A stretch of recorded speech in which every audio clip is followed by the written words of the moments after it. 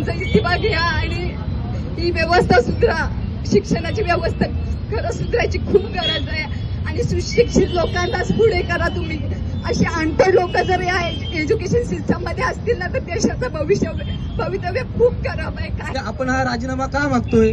कारण अकाउंटेबिलिटी पाहिजे ना. प्रत्येक गोष्टीत अकाउंटेबिलिटी नाही, कुठंच नाही. म्हणजे आता रस्ते पडतात, पूल पडतात, रस्त्यांवर खड्डे, म्हणजे जे काही सरकार करतंय ना ते सगळं त्याला अकाउंटेबिलिटीच नाही. तुमच्यासारख्या माणसं तरी विचार करा जे लोकांना काहीच नाहीये. फक्त एकच आमच्याकडे एकच गोष्ट आहे, आमच्याकडे एज्युकेशन आहे. फक्त आम्ही एज्युकेशनच्या भरोशावरती आमचं भविष्य ठरवतो. जर तुम्हाला वाटत असेल आम्ही अँटी नॅशनल आहोत तर आम्ही आहोत त्या गोष्टीसाठी अँटी नॅशनल. तुम्हाला काय करायचं ते करा, पण आम्हाला त्याचा डिझाईन पाहिजे म्हणजे पाहिजे. आजच्या सत्तेने केलेली आहे की आम्हाला आमचा आवाज पण उठवून देत नाहीत. हेच नंतर थोड्या वेळाने आमचेच नातेवाईक आमचेच मित्र आम्हाला बोलणार काय तुला किती पैसे भेटले, कुठल्या पक्षाकडनं आलीस, कुठल्या पक्षाकडनं नाही आम्ही आलेलो आहोत. आम्ही आमच्यासाठी आलेलो आहोत, आमच्या हक्कासाठी आलेलो आहोत.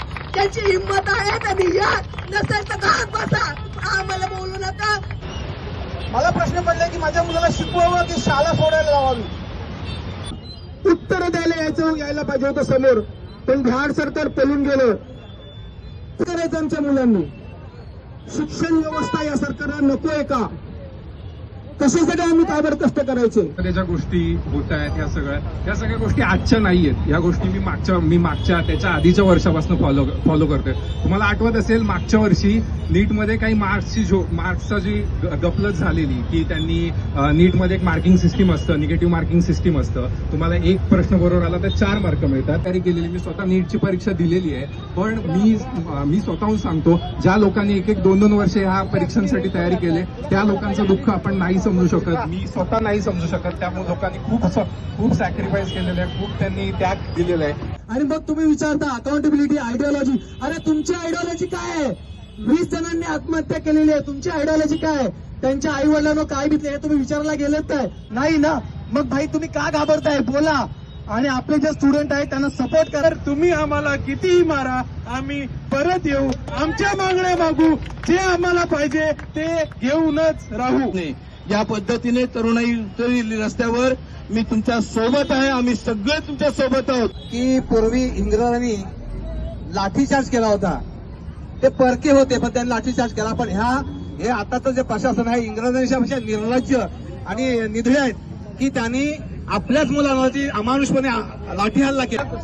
जब रास्ते सूने पड़ते हैं तब संसद आवारा होती है. जब रास्ते भीड़ से भरे होते हैं, जब रास्ते भीड़ से भरे होते हैं, संसद पर ताले पड़ते हैं, संसद पर ताले पड़ते हैं. करूया धर्मेंद्र प्रधान नाही, अधर्मी प्रधान इस्तीफा द्या. अधर्मी विलास मात्रे एका विद्यार्थिनीची आई आहे जी 7 ते 8 वर्ष स्पर्धा परीक्षेची तयारी करते ना. तिला बाप आहे ना कोणता आधार छत्र आहे. ती स्वतःच्या कष्टावर म्हणजे नीटचे क्लास वगैरे घेऊन सगळे क्लास घेऊन ती शिकते आहे ना. जे शिकलेले नाहीत त्यांना पदावर ठेवले तुम्ही. अरे शिक्षण मंत्री हा शिकलेला पाहिजे, क्रीडा मंत्री हा खेळाडू पाहिजे. मला कळत नाही. अरे तुमचा पैसा खिशाने भरलाय, तुमचे पोरं परदेशात जातील, परदेशात तुमचे उपचार घेतील, पण आमच्या मुलाने काय करायचं? हे जे मोदी सरकार आहे हा आंदोलन कुठलाही सक्सेसफुल करून देत नाहीत. का करून देत नाहीत? आम्ही या देशाचे नागरिक नाही आहोत का? आहोत. पण या नागरिकांना लाठीचार्ज करतात, मारतात. मित्रांनो, आपल्या मागण्या अजून पूर्ण झालेल्या नाहीयेत. आणि अशीच आंदोलन आपल्याला सुरू ठेवावीच लागतील. कारण की हे सरकार आपल्याला मृत घोषित करायच्या आधी आपण जिवंत आहोत हे दाखवण्यासाठी आपल्याला सारखं जमणं गरजेचं आहे. हे आंदोलन स्थगित आहे. फक्त हे आंदोलन आपण जारी ठेवणार जोपर्यंत आपल्याला आपल्या विद्यार्थ्यांना आपल्या युवा शक्तीला न्याय मिळत नाही तोपर्यंत आपण परत एकत्र येणार आहोत आणि या सरकारचं डोकं ठिकाणावर आणणार आहे. राजनीतिक न्याय, विचार, अभिव्यक्ती, विश्वास, श्रद्धा व उपासना याचे स्वातंत्र्य. इंग्रजांपासून पण आपण स्वातंत्र्य मिळवलं. आता यांच्यापासून पण स्वातंत्र्य मिळू. लढून इन्कलाब